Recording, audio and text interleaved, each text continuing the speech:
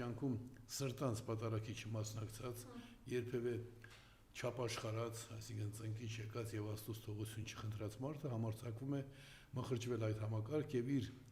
սրբապիղծ մոտեցումները տարածել։ Մենք գիտենք, մամուլում հրապարակվեց, որ ինքը նույնիսկ այլ մարզերի, պատկերացնում եք, ոչ միայն Արագածոտնի մարզի, այլ մարզերի իր նշանակած ըստ էության իր խամաճիկը դարձած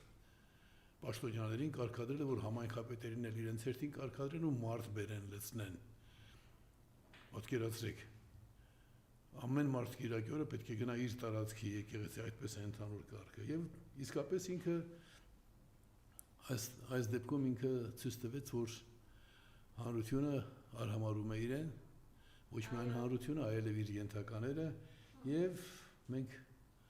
ունեցանք այս ամոթալի երևույթը։